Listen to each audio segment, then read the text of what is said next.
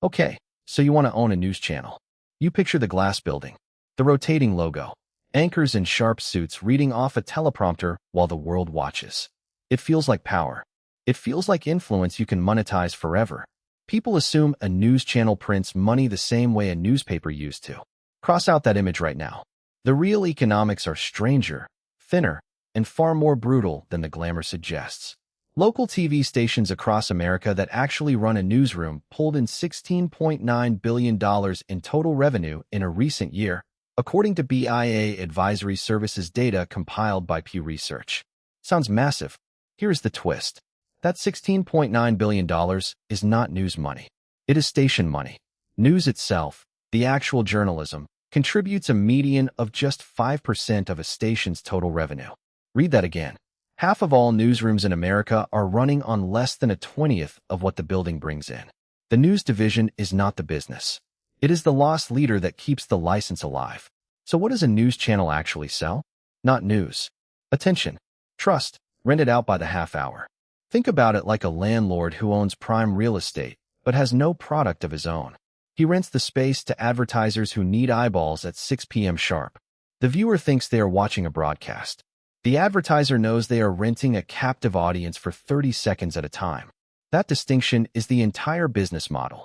A news channel exists to aggregate strangers into a room and then sell tickets to that room over and over every single night. Now the money. Advertising is stream one, and it swings wildly. In 2022, an election year, local TV stations pulled in $20.5 billion in over-the-air ad revenue alone, a 27% jump from the year before. Politicians flood the airwaves every 2 years, then vanish. Stations plan their entire budgets around this heartbeat. Political ad spending on local TV is projected to hit roughly $4 billion in 2026 alone. Gray media guided investors to expect $25 to $30 million in political revenue in just the first quarter. That is not steady income. That is a casino payout that arrives every other year and disappears the moment the votes are counted. Stream 2 is the one most viewers never think about. Retransmission consent fees. Cable and satellite companies do not carry your local news signal for free. They pay for it. The average retransmission fee is now around $2.70 per subscriber, per station, per month. That number has compounded at 27.3% a year for a decade.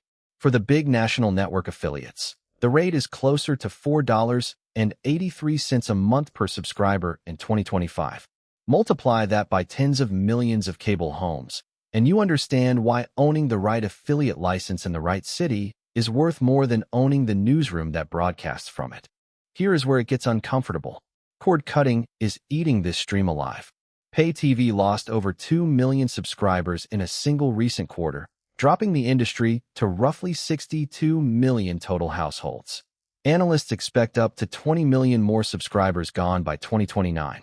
Every household that cancels cable is a household that stops paying that $2.70 fee permanently.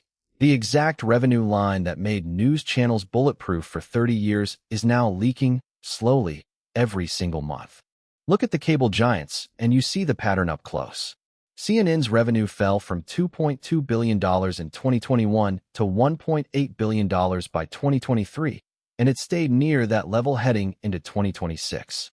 MSNBC dropped from $977 million to $903 million in a single year.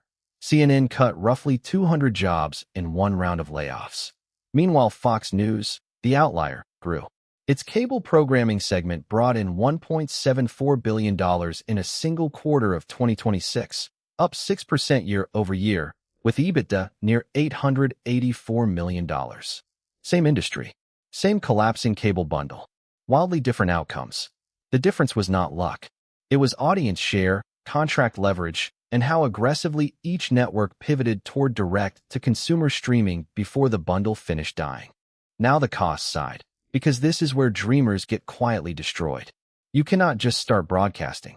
You need spectrum, and spectrum access through the FCC alone can run from a modest application fee into the tens of millions in a major metropolitan auction.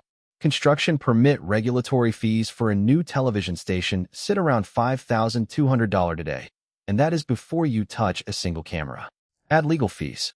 Add engineering. Add the tower, the transmitter, the studio build-out. A modest station easily crosses into 7 figures before it airs one bulletin. Then comes the payroll, and this is the part nobody warns you about. A local news anchor in America earns a national average of around $48,000 a year. A reporter earns somewhere between $65,000 and $87,000, depending on market and experience. That sounds survivable until you multiply it across a full newsroom. Anchors, reporters, producers, photographers, editors, a weather team, a sports desk, an assignment desk running around the clock. Local stations collectively employ more than 28,000 full-time journalists nationwide. Every single one of them draws a salary whether the newscast wins its ratings slot or not. Unlike an EV charger sitting idle, a newsroom does not pause its costs overnight. The lights, the staff, the satellite trucks, the legal review team, all of it runs on Tuesday at 3 a.m. exactly the same as it runs during the 6 p.m. broadcast. There is a fourth revenue stream almost nobody discusses publicly, and it is quietly one of the healthiest. Digital. Local media companies report an average EBITDA margin of 32.8% on their digital operations, according to a joint survey by Burrell Associates and the Media Financial Management Association. That is a shockingly clean number compared to the grinding margins of linear broadcast. Email newsletters, mobile ads, geofenced advertising. These cost almost nothing to deliver once the content exists. CNN understood this. It slapped a paywall on CNN.com, charging $3.99 a month after its site pulled in 150 million monthly global visitors for free for years. That single move converts a cost center, journalism written for free distribution, into a subscription product with real margin. Syndication and licensing form Stream 5. Footage of a tornado touching down, a viral local arrest, a courtroom outburst. This content gets licensed to national networks and global wire services within hours. It is small money per clip, but across hundreds of stories a year, across hundreds of stations, it adds up into a quiet 6- or 7-figure line that costs nothing extra to produce. You already paid the reporter. This is pure upside. Picture the good scenario. You own a network-affiliated local station in a mid-size, politically competitive market. Your retransmission fees are strong because cable providers still need your football and your network programming, not just your news. Election years inject a 7-figure ad windfall every other cycle. Your digital arm runs a healthy 30% plus margin, and your newsroom, while small, is lean enough that its 5% share of total revenue doesn't need to carry the whole operation. You are profitable, quietly, because news was never supposed to be the profit center. It was supposed to be the credibility anchor that let everything else charge a premium. Now the realistic scenario, and it is far more common. You launch a standalone cable news channel with no network affiliation, no football rights, no lottery numbers to draw viewers in on slow nights. You are entirely dependent on advertising and a shrinking pool of cable subscribers who could cancel tomorrow. Your newsroom costs the same whether 10 people watch or 10 million. Cord cutting bleeds your carriage fees every quarter. You have no political ad windfall because you are not a broadcast affiliate eligible for that spending. Costs climb. Revenue erodes. You are Newsmax at $66 million in annual revenue, fighting for scraps against 3 giants who have decades of carriage contracts you will never match. The uncomfortable truth sitting underneath this entire industry is this. A news channel is not really in the news business. It is in the trust rental business, propped up by political cycles, carriage negotiations, and a cable bundle that is dying in slow motion. The people making real money are not necessarily the ones with the best journalism.